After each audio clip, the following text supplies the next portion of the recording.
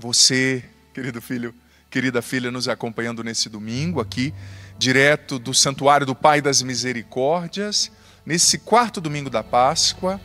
Portanto, como o Padre bem disse, domingo do Bom Pastor, e também encerrando o acampamento mariano.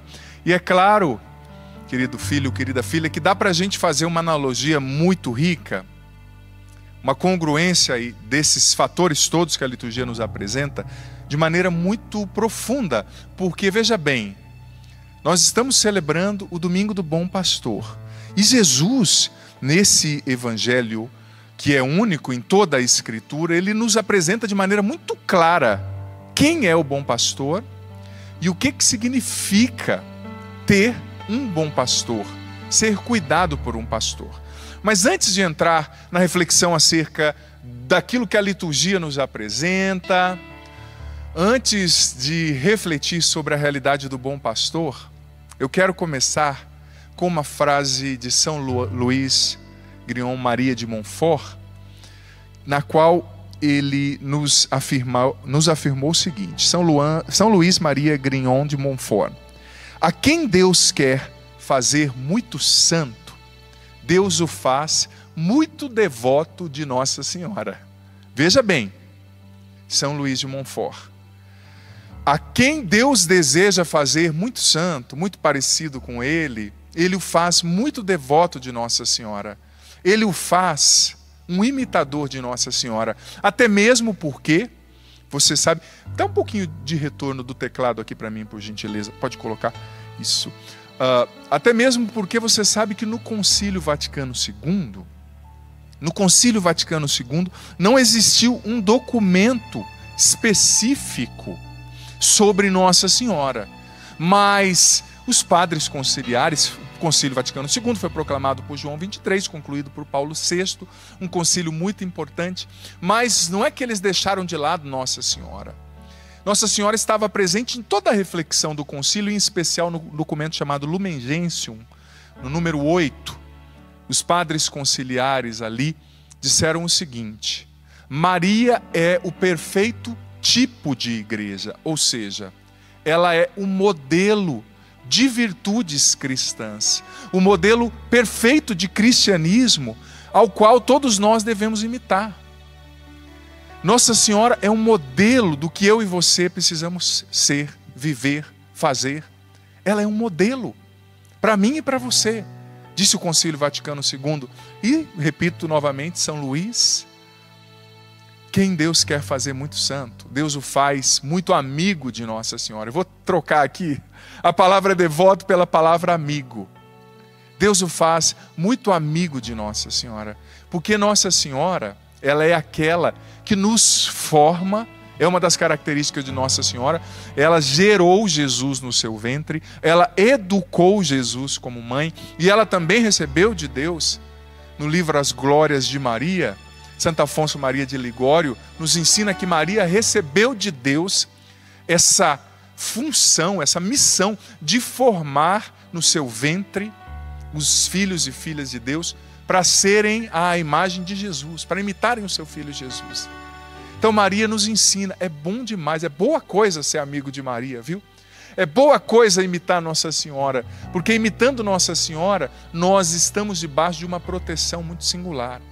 Quando você se torna amigo de Maria, você de fato está debaixo de uma proteção muito especial, porque ela recebeu de Deus essa autoridade de intercessão para interceder, para nos guardar. Mas enfim, feita essa introdução, depois eu vou voltar com Maria no final da reflexão. Eu quero refletir um pouco sobre aquilo que a liturgia de hoje nos apresenta. Você sabe que depois que mataram Jesus, os discípulos ficaram com medo, mas Jesus ressuscitado apareceu, ora aqui, ora ali. Mas precisamente no dia de Pentecostes, naquela época, a festa judaica do Pentecostes era chamada de Shavuot, que era a festa onde eles celebravam a aliança que tinha sido feita com Deus no Monte Sinai, através de Moisés, a entrega da lei. Naquele momento o Espírito Santo veio sobre os apóstolos e Pedro fez, primeira leitura de hoje, uma fantástica pregação que disse à leitura que como fruto dessa pregação, 3.000 pessoas foram convertidas. E veja bem, naquela época não se tinha microfone como agora, não se tinha amplificadores de voz. Então, ou seja, o negócio foi tão contagiante que a impressão que dá é que um foi falando para outro, né? E a primeira leitura apresenta o seguinte, no versículo 37 da primeira leitura diz o seguinte, que eles ficaram aflitos de coração. E o original, o verbo original que foi usado ali, do grego, com o qual o Novo Testamento foi escrito, é o verbo katanisso, que queria dizer o seguinte, não era só uma aflição, eles sentiam como que pontadas no peito, quando eles ouviram a palavra de Pedro. Eles sentiam uma contrição tão grande, quando eles ouviam as palavras de Pedro. Eles sentiam uma dor na alma, sabe? Catanissou, essa aflição. E aí eles perguntaram, ouvindo a pregação de Pedro, depois da pregação, o que nós devemos fazer, Pedro, para fugir dessa ira de Deus, uma vez que nós e as nossas autoridades mataram Jesus, que Deus enviou para nos salvar? E Pedro disse, cada um precisa ser batizado. Sendo batizado, buscando a conversão. Olha só que exemplo de pregação eficaz. A pregação eficaz é aquela que gera conversão. É aquela que gera mudança de vida para melhor, sabe?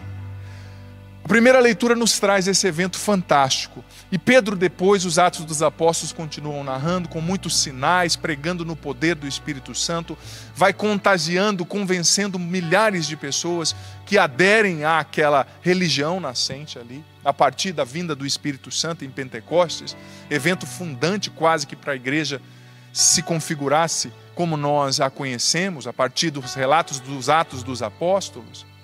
Mas na segunda leitura, o Salmo não precisa nem dizer, né? O Salmo que fala que Deus é o pastor que nos conduz, não nos falta coisa alguma. Mas a segunda leitura começa com uma afirmação fantástica e ao mesmo tempo que mexe com a gente. Olha só, versículo 1 da segunda leitura. Se suportais com paciência aquilo que sofreis, isso vos torna agradáveis diante de Deus. É esse o verbo. A segunda leitura está falando que para ser agradável a Deus, a gente precisa aprender a suportar as provações. Suportar com paciência a ingratidão. Suportar com paciência, aliás, o tempo difícil. E Maria é um exemplo fantástico de alguém que soube suportar aos pés diante da cruz, soube suportar quando ela não entendeu, soube suportar quando o cenário parecia incerto. Nós estamos vivendo, como famílias, pessoas, sociedade, igreja, um tempo que nos desafia. E nesse tempo a gente precisa desenvolver a virtude da resiliência, como Nossa Senhora. Resiliência espiritual, psíquica, emocional, nos nossos relacionamentos. A gente precisa suportar. Como alguém certa vez disse, aguenta firme, meu filho. Esse alguém é o fundador da Canção Nova, o Padre Jonas Abib, sempre nos ensinou, aguenta firme, minha filha, aguenta firme, meu filho. Suportar. Quem suporta com paciência se torna agradável a Deus. Por isso que Maria é agradabilíssima aos olhos de Deus. E a segunda leitura continua, no finalzinho da segunda leitura, veja bem, dessa carta de Pedro, diz o seguinte, que pelas feridas de Jesus, nós somos curados. Isso sinaliza o quê? Que ele realiza o ofício de bom pastor, dando a sua vida na cruz por cada um de nós. Você sabe que o livro do profeta Ezequiel, no capítulo 34, lá no Antigo Testamento, existe um sermão que já falava dos pastores, no qual o autor sagrado, em nome de Deus, condenava os falsos pastores, os maus pastores, que exploravam o povo, que não levavam o povo para Deus, mas que eram gananciosos, que usavam o povo como instrumento para terem o que queriam. E essa segunda leitura faz um paralelo com essa citação de Ezequiel 34, mas dizendo, olha, Jesus é o bom pastor que nos salva através das suas feridas, ou seja, ele nos salva dando a sua vida.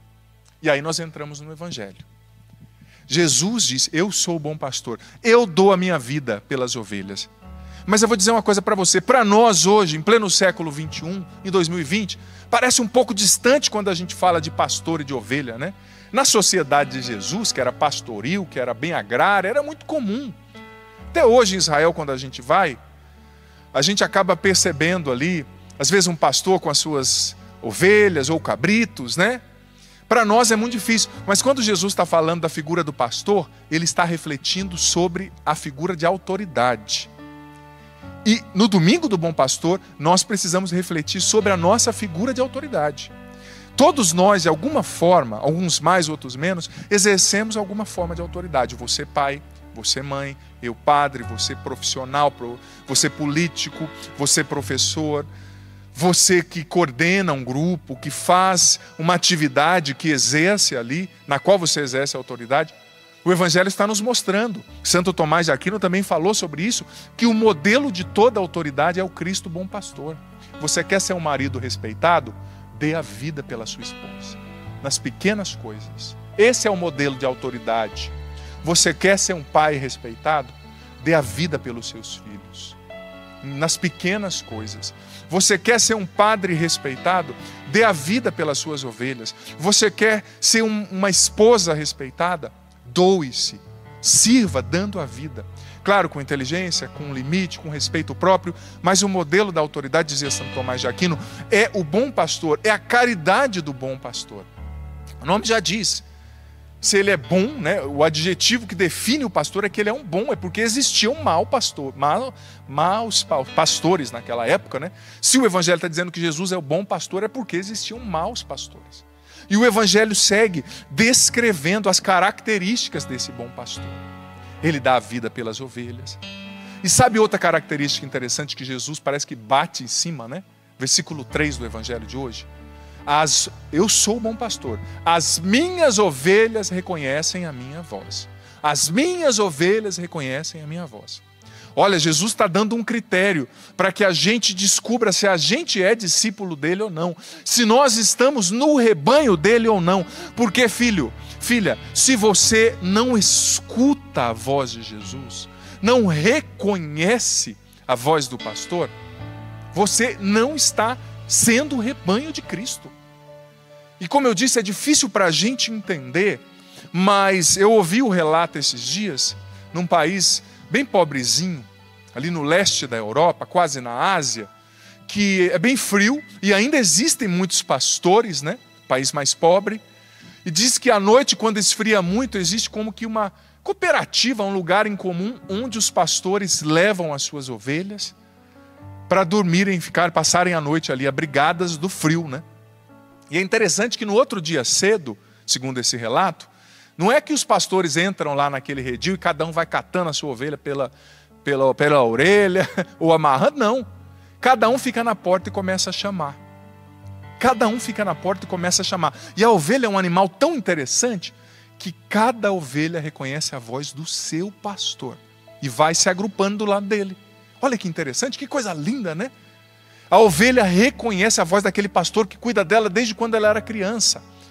Ela era um bebezinho ali, né, melhor dizendo. E, segundo esse relato, no dia cedo cada um gritava. Claro que cada pastor tinha o seu jeito de chamar. Um cantarolava, o outro dava gritos.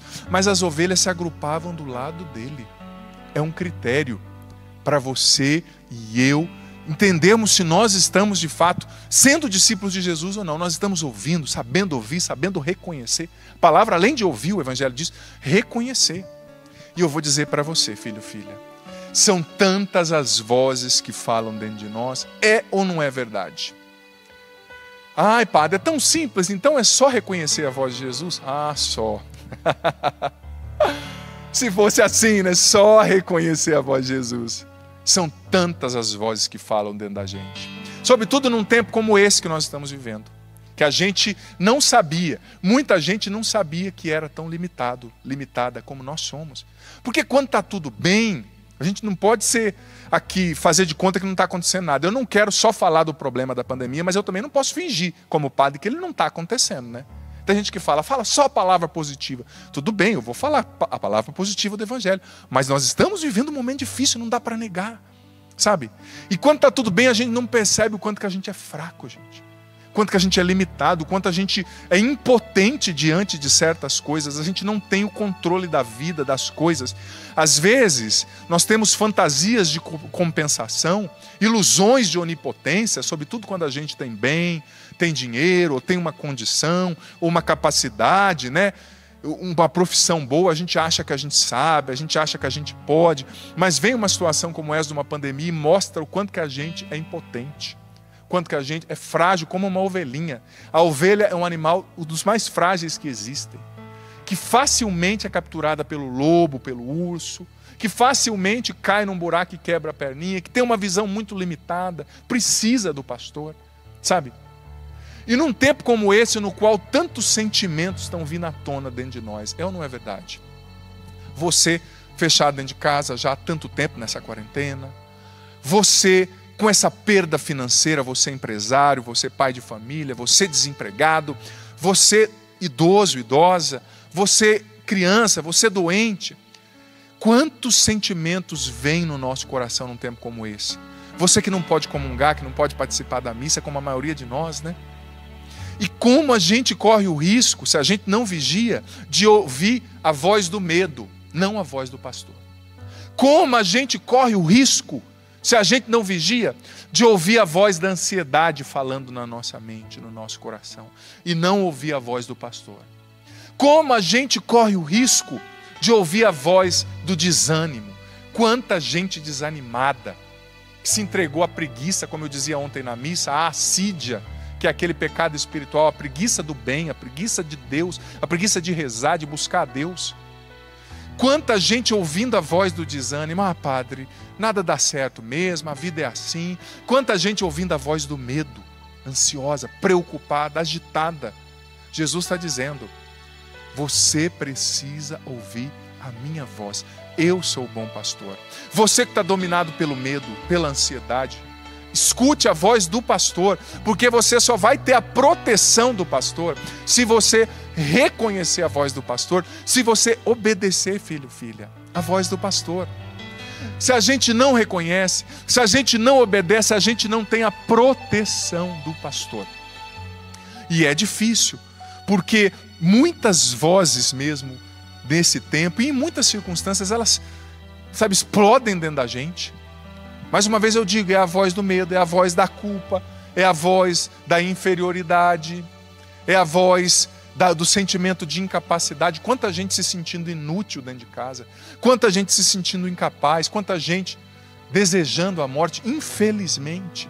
É um disparate isso, porque Deus te criou para a vida e para uma vida em abundância. O versículo 10 do Evangelho hoje disse.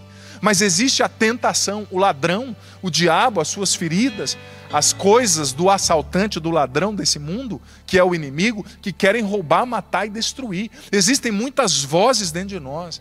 Por isso que Santo Inácio de Loyola ensinava que a gente precisa fazer o discernimento dos espíritos. E o que é o discernimento dos espíritos, filho, filha?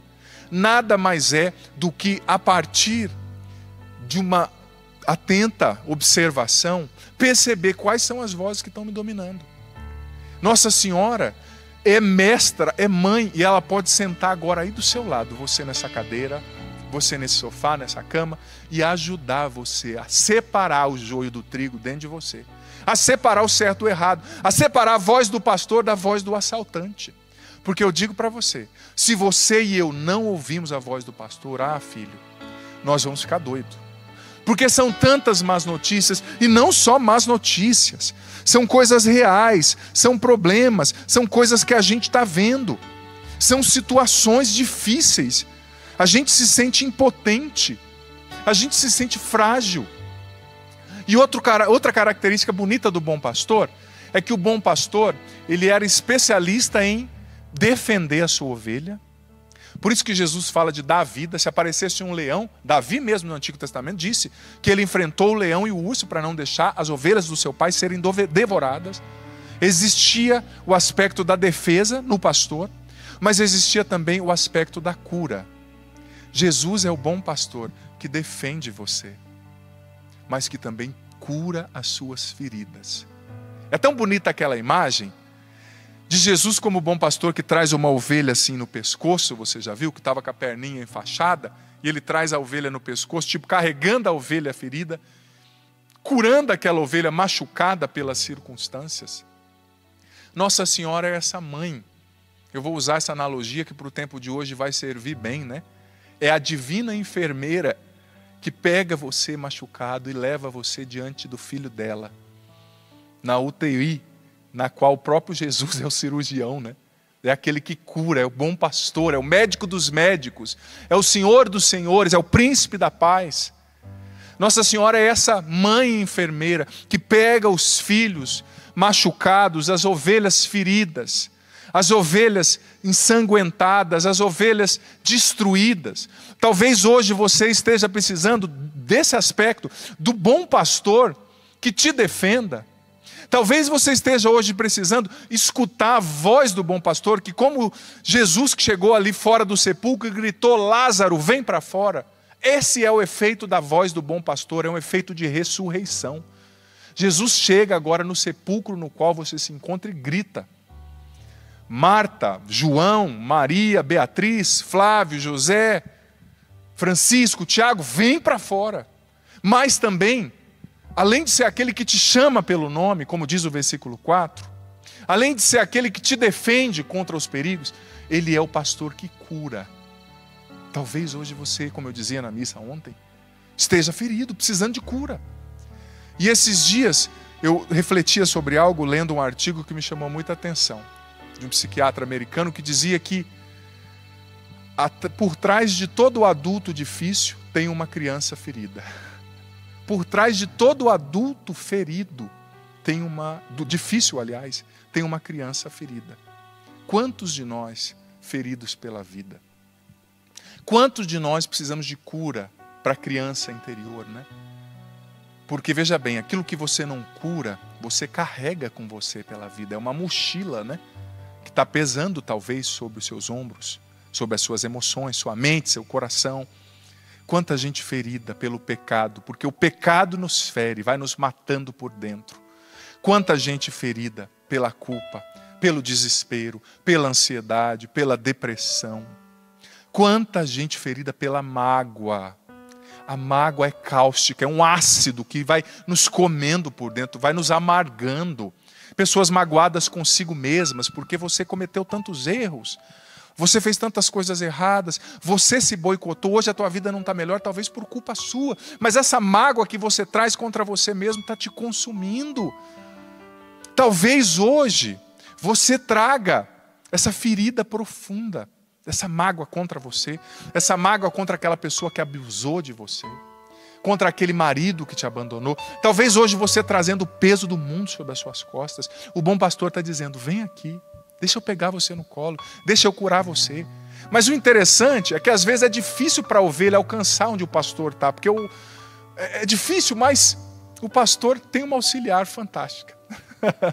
Nossa Senhora, que vai até você,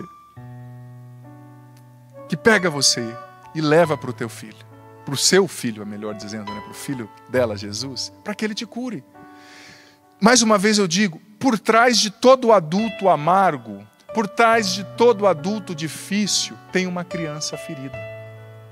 E é interessante, a gente precisa refletir sobre a forma como é construída, por exemplo, a nossa autoestima, a base da nossa personalidade. A gente é afetado pelas experiências que aconteceram na nossa vida, na nossa infância, na gestação da mãe. Talvez você, como criança, não estamos aqui para culpar os pais que fizeram o melhor, não é fácil ser pai e mãe, eles também tinham as feridas deles, mas a gente precisa reconhecer quais são as nossas feridas, né? Talvez você, como criança, não se sentiu qualificado, não se sentiu validado.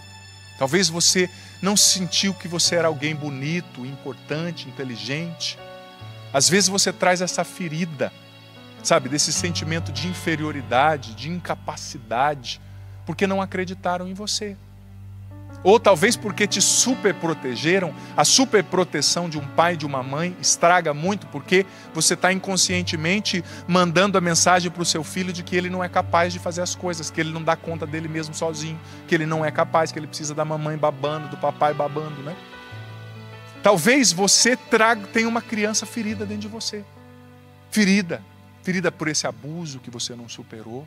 ferida porque você não foi acreditada, ferida porque você não se sentiu valoroso, você não se sentiu qualificado.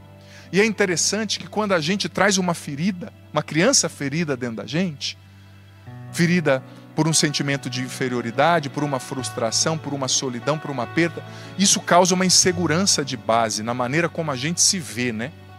E a gente acaba criando aquilo que é chamado de estratégias de compensação, né? Ou estratégias compensatórias. Você já percebeu que tem gente que não consegue dizer não para ninguém? Está sempre querendo agradar todo mundo? Por quê? Porque no fundo tem uma voz dizendo assim na mente da pessoa, ó, você foi rejeitada lá na infância, lá naquela situação. Então agora você tem que agradar todo mundo para que ninguém te rejeite mais. É uma estratégia compensatória, inconsciente, né? A pessoa não sabe dizer não para ninguém. A pessoa não sabe se posicionar, quer estar bem com todo mundo. Só não fica bem consigo mesmo, porque quem quer agradar todo mundo acaba se desagradando em primeiro lugar, né? O não que você não sabe dizer para o outro é o não que você dá para você mesmo, para a sua saúde, para as suas emoções. Quem não sabe dizer não está sempre se auto-boicotando. Mas às vezes é aquela voz da criança ferida. Você tem que agradar todo mundo, você tem que dizer só sim. Talvez você seja uma pessoa assim, que não saiba dizer não. Porque lá no fundo tem uma ferida, uma criança ferida. Você não sabe dizer não para ninguém. Talvez você é aquela pessoa hiperperfeccionista, porque tem aquela estratégia compensatória na mente, dizendo assim para você, olha, você tem que ser perfeito em tudo, você não pode errar. Se você errar, você não vai ser mais a menininha bonitinha da mamãe. O menininho bonitinho do papai. Claro, eu estou usando a hipérbole, né? Mas é como se a voz daquela ferida que aconteceu lá na tua infância continuasse falando na tua cabeça. Mas Jesus é o bom pastor que conhece você, conhece a sua história, conhece as suas feridas, conhece o seu dilema. Talvez você esteja pensando, mas padre, não é somente essa situação da minha história, não. É o que eu estou vivendo agora nessa pandemia. Filho, o problema de hoje, ele só traz à tona o problema de amanhã, de ontem, aliás, que não foi resolvido. Quando a gente traz muita coisa dentro da gente, é como uma panela de pressão, uma hora estoura. E quando vem aquele vapor de uma vez, estoura. Então, o bom pastor está chegando até você hoje e falando, me entrega essa criança ferida dentro de você. Eu quero curar. Nossa Senhora está chegando até você hoje e dizendo, vem a mim, filho machucado, filha ferida, deixa eu te apresentar o meu filho. Nossa Senhora está chegando até você hoje que está confuso porque só está ouvindo a voz do medo, só está ouvindo a voz do pessimismo, só está ouvindo a voz da mágoa, só está ouvindo a voz do desespero. Nossa Senhora está dizendo para você, como aquelas avós, aquelas mães, né? Que sentam assim do lado e vai ensinando, né? Olha, isso aqui é certo, isso aqui é errado. Nossa Senhora quer ensinar você.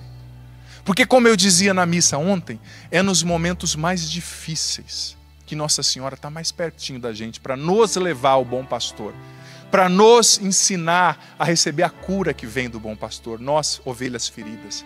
É mais nos momentos mais difíceis que Nossa Senhora está ao nosso lado para nos ajudar a ouvir a voz do bom pastor, a discernir a voz certa, a não se entregar à voz do desespero, à voz do medo. Gente, e é preciso desenvolver essa resiliência, porque nós vamos ter que suportar. Não tem outra palavra. A segunda leitura foi pedagógica. É suportar essa perda, suportar esse problema, você que é profissional da saúde, essa tensão, suportar o não estar indo na igreja agora, não entregar os pontos. É aguentar firme, meu filho, minha filha. É aguentar firme. Mas você não está sozinho. Nossa Senhora está com você. Gente, é nos momentos mais difíceis que Nossa Senhora está mais perto da gente, para nos levar ao bom pastor. Eu me recordava, hoje ainda eu falava com a minha mãe, um abraço para ela, um beijo no coração, mãe, se a senhora estiver assistindo, tenho certeza que está. Falava com a minha mãe e me lembrava, preparando essa homilia, de algo que a minha mãe só me contou quando eu disse para ela que eu queria ser padre. Eu acho que, mesmo na sua simplicidade, minha mãe foi muito prudente e falou, eu não vou falar isso para o menino, senão ele vai achar que eu estou sugestionando, né, dizendo que ele tem que ser padre, que ele tem que ser isso ou que ele tem que ser aquilo. Mas quando eu tinha aproximadamente 19 anos, depois de ter vivido uma adolescência muito conturbada, eu discerni 19 para 20 anos que eu queria ir para o seminário, depois de fazer uma experiência com Jesus muito forte, através da oração da minha mãe, que me ajudou muito, das pessoas que foram muito importantes na minha vida, na minha conversão, na minha caminhada. Eu tive um namoro e terminei esse namoro sentindo que Deus me chamava para o sacerdócio e fui falar para minha mãe. Então a minha mãe me contou uma história, para ilustrar nessa história, que quando a gente sofre é quando Maria está mais perto da gente. Sobretudo você que é mãe. Não quero puxar a sardinha não, mas já estou puxando. Você que é mãe, você goza de um favor especial de Nossa Senhora. Saiba disso. Ela está pertinho de você. Sobretudo, mãezinha, quando você não sabe o que fazer com seu filho. Sobretudo, mãezinha, quando você se sente perdida. Quando você está sofrendo a depressão pós-parto. Quando você está tentando engravidar e não consegue. Maria está aí do seu lado, sentada do seu lado desse sofá aí, nessa cadeira. Abraçando você agora. E a minha mãe me dizia, eu não sabia da história, que quando minha mãe e meu pai se casaram, eles se casaram em 75. Nós somos do Paraná, a família inteira do Paraná. Mas o meu pai e minha mãe, recém-casados, decidiram mudar para São Paulo, uma cidade grande, né, naquela época. Dava muito, até hoje, né, as cidades grandes oferecem muito mais possibilidade de emprego, de tanta coisa. E eles se mudaram. Meu pai é caminhoneiro, graças a Deus, um homem muito trabalhador, toda a família. E ele conseguiu um emprego, só que como caminhoneiro ele viajava muito. E começaram a vida, ambos ali em São Paulo, né? Moravam na Zona Sul. Cidade grande, a minha mãe e meu pai criados no interior do Paraná, até em lugar meio assim de colônia, né? Não acostumados com aquela loucura da cidade grande. A minha mãe particularmente não gostava. E a minha mãe teve a minha primeira irmã, que é a Cássia, que é 6 anos mais velha que eu. Teve a minha segunda irmã, que é 2 anos mais velha que eu. E ela ficou grávida de mim. Só que a gente não tinha muito parente próximo ali, né? Tinha um tio, mas que trabalhava muito também, viajando, né? Família todos de caminhoneiros. E a minha mãe me contou, nessa época, quando eu disse para ela que eu ia para o seminário, que quando ela estava com 5 meses de gravidez, me esperando, ela descobriu que a minha irmã mais velha estava com câncer. Um câncer fortíssimo no rim. Um tumor que, segundo os médicos, já tinha tomado o rim, tomado parte do tórax, e estava começando a tomar o estômago. Minha irmã tinha 5 anos. Você imagina. E a minha mãe sozinha em São Paulo, aquela cidade enorme. E a São Paulo eu nasci em 82, né? A São Paulo de 81 para 82, não é a São Paulo de agora, né? De 2020.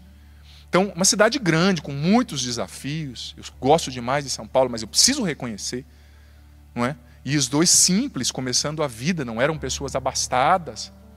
Então minha mãe descobriu, grávida, imagina você que é mãe, né? A Sônia aqui que é mãe, com uma criança de 5 meses na barriga, que não sabia ainda se era homem, se era mulher, se estava saudável ou não, descobre que a outra filha está em câncer, e está com câncer, e recebeu essa notícia assim, ó, está com câncer, já está espalhando, e tem um tumor maior que uma laranja.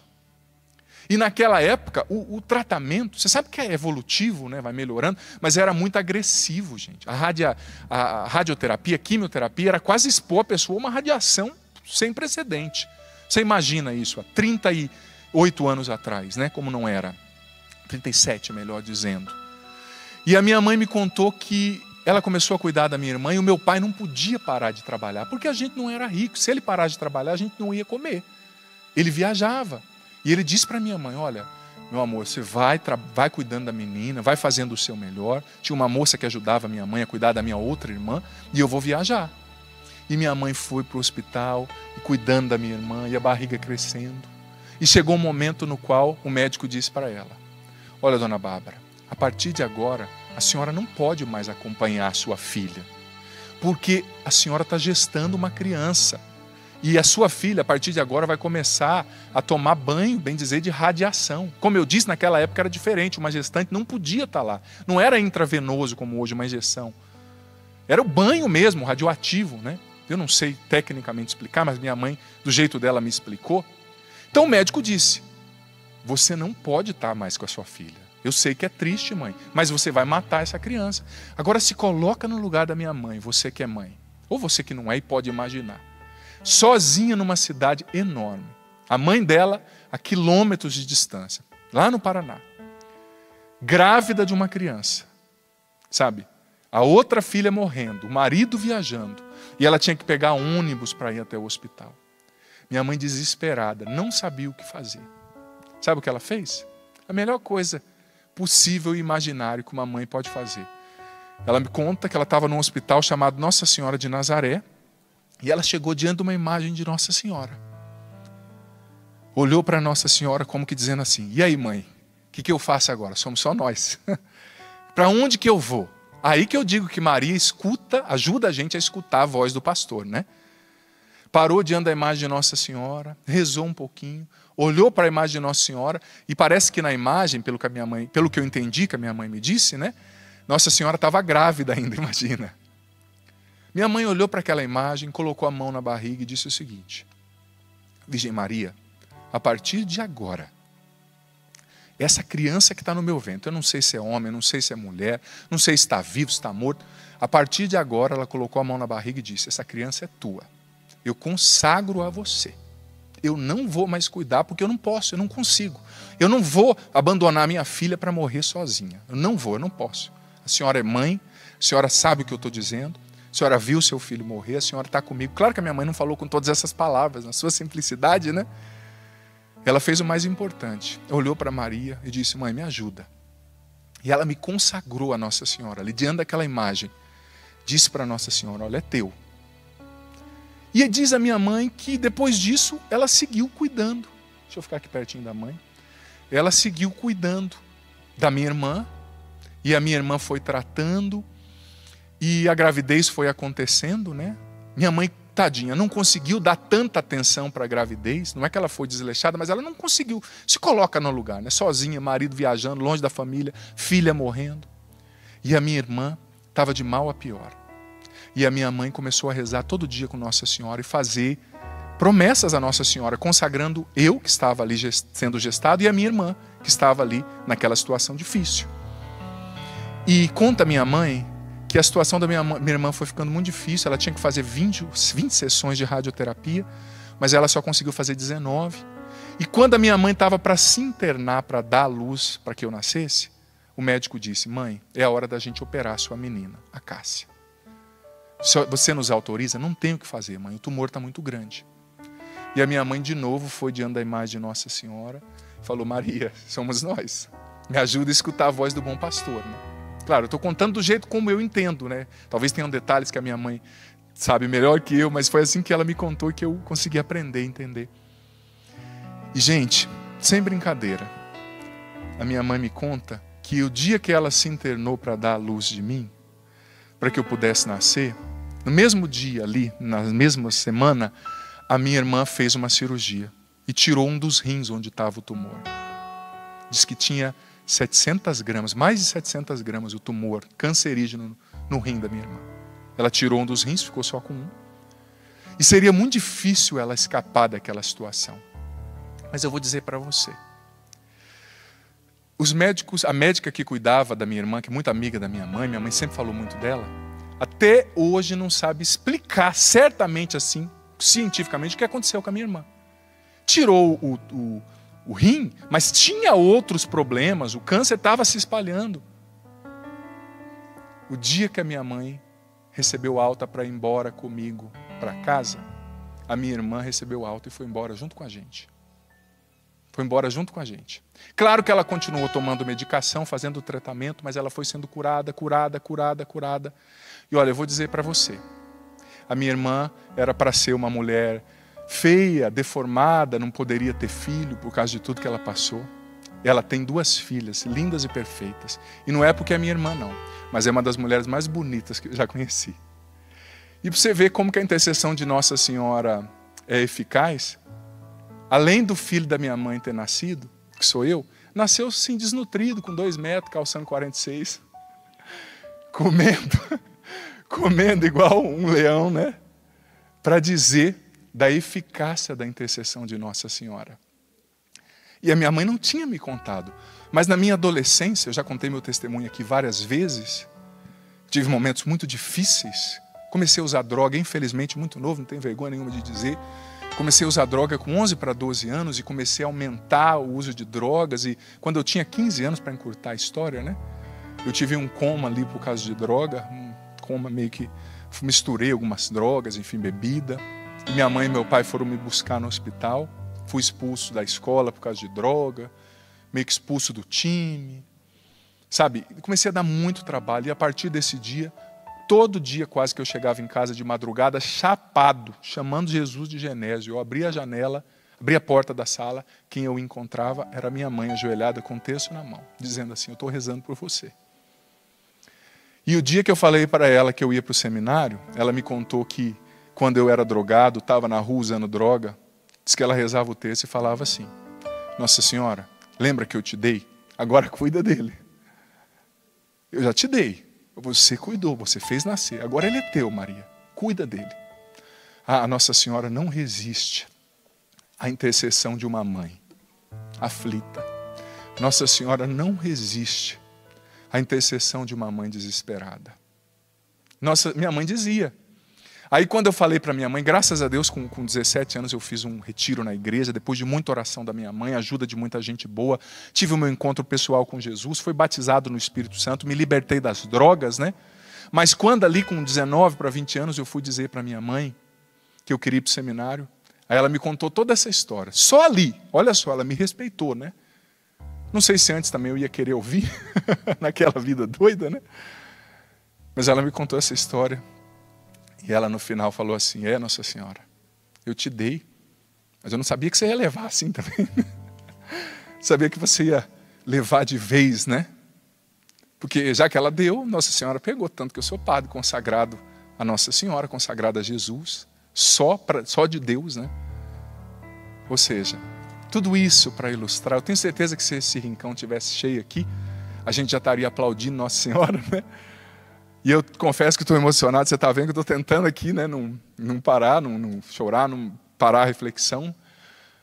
Mas tudo isso para dizer que quando você confia em Nossa Senhora, quando você pede a ajuda de Nossa Senhora, quando você reza para ela, quando você se confia à Mãe de Deus, que é a nossa mãe também, ela sempre vem em seu socorro. Ela sempre vem no seu socorro, em seu socorro. Nossa Senhora é a mãe da igreja, disse Paulo VI também no Concílio Vaticano II. E ela é a tua mãe. Você, mãe, com filhos igual o padre Adriano Zandoná antes da conversão, e olha que eu dei trabalho, gente, só via rock satânico, plantava maconha no fundo de casa, escondida da minha mãe. Tinha os namoros, tudo errado, quase fui pai novo, tudo que você achar de ruim. Mas o que é de Nossa Senhora, quando uma mãe, você não tem noção da tua autoridade espiritual sobre o teu filho. Pai, você não tem noção. Coloca a mão sobre essa criança, sobre esse filho que está na droga e reza, consagra, fala, Maria é teu. Você talvez não está vendo, a ação de Nossa Senhora é discreta. Mas quando a gente consagra, ela sempre age em nosso favor. Você mãe, você pai, você doente, você lutando contra o vício da droga, você desempregado, você não está sozinho. Você tem mãe. A mãe que vai te levar a Jesus, bom pastor, para curar suas feridas. As feridas da tua alma, a criança ferida dentro de você. A mãe que vai levar você ao bom pastor e vai te ensinar a ouvir a voz dele.